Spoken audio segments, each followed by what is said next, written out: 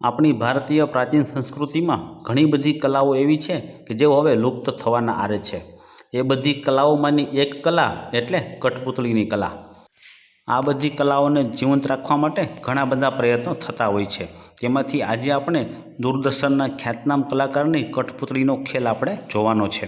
તો ચાલો દર્શક મિત્રો, અમારી નવાબંદર કન્યા પ્રાથમિક શાળામાં 6 ઓક્ટોબરના રોજ અમારી શાળામાં કઠપૂતળીનો ખેલ યોજાયો હતો. અહીં તમને કાર્ડમાં જે નંબર દર્શાવવામાં આવ્યા છે તે ઉકાભાઈનો સંપર્ક તમે વ્યવસાયિક પૂછપરછ માટે પણ કરી શકો છો, જેઓ એકદમ સારા કઠપૂતળીના કલાકાર છે. તો ચાલો આપણે હવે કઠપૂતળીનો ખેલ જોઈએ. શ્રી નવાબંદર કન્યા પ્રાથમિક શાળા, તાલુકો ઉના, જિલ્લો ગીર સોમનાથ તમારી સમક્ષ રજૂ કરે છે કઠપૂતળીનો ખેલ.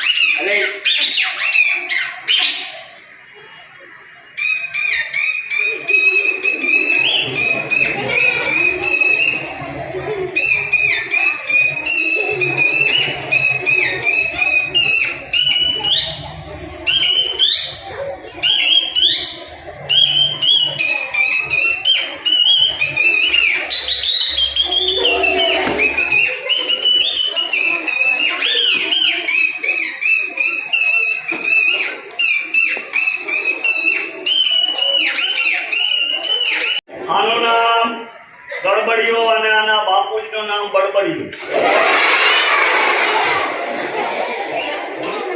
હવે ગડબડિયો તમને હસાવશે, બધાને ખુશ કરશે. તો પેલા નમસ્કાર કરે છે.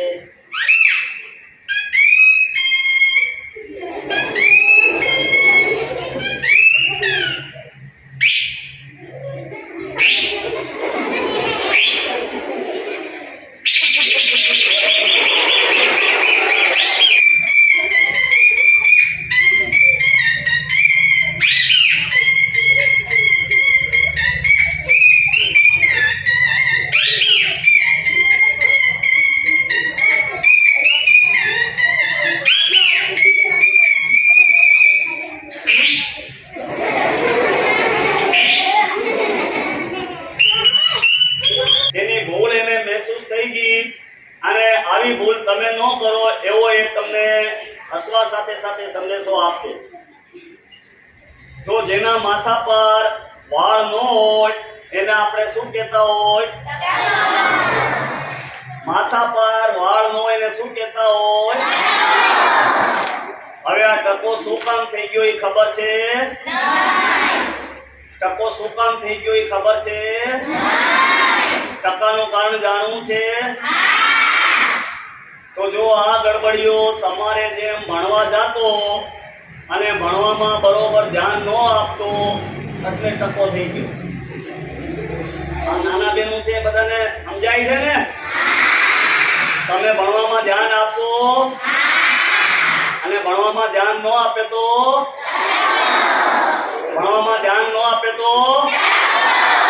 જો અહીંયા સાહેબો અને બહેનો જે ભણાવે તો કેના માટે ભણાવે?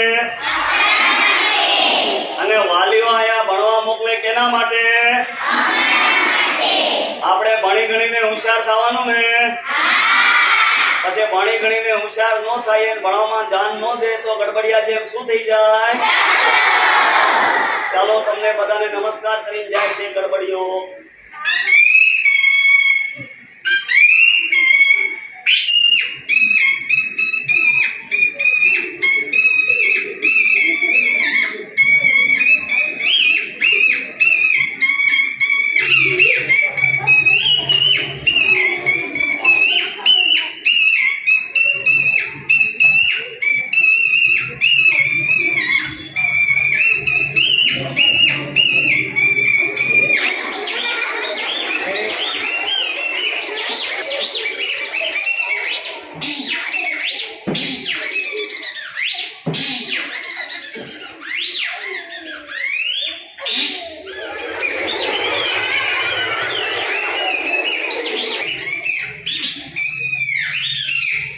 ચાલો હવે જો તમને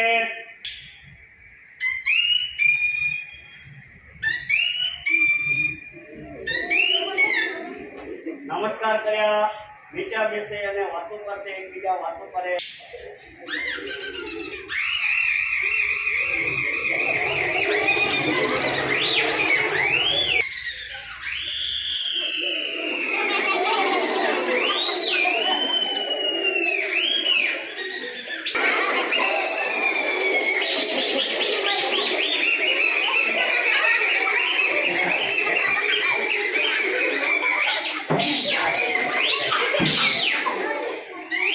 બધાને અમે હાથ જોડીને આ કાર્યક્રમ બતાવ્યો અને તમે બધાએ પણ શાંતિ રાખી અને કાર્યક્રમ જોયો.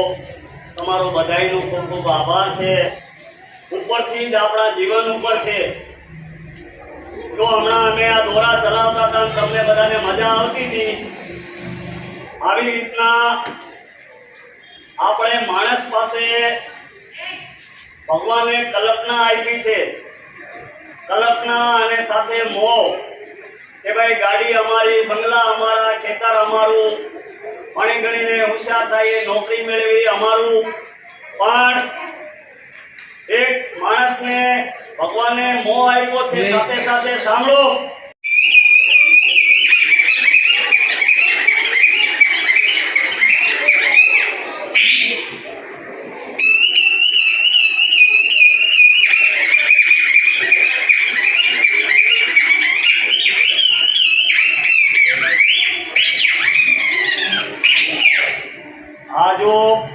આ કહેવાય છે બહુરૂપી કહેવાય. બહુરૂપી એટલે પેલા ભાંડ લોકો આવતા. ભાંડ લોકો બહુરૂપીના જુદા જુદા પાત્ર રજૂ કરે.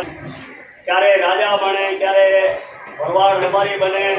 પેલા એવા બહુરૂપીના એ બધા જુદા જુદા પાત્ર રજૂ કરતા. તો આ એક બાજુ રાજાનો પાત્ર છે અને બીજી બાજુ રાણીનો પાત્ર. રાજા એક હાથમાં ઢાલ અને બીજા હાથે તલવાર. હવે ઢાલ અને તલવારનું કામ બતાવે ઢાલ તલવારના ખેલાડી.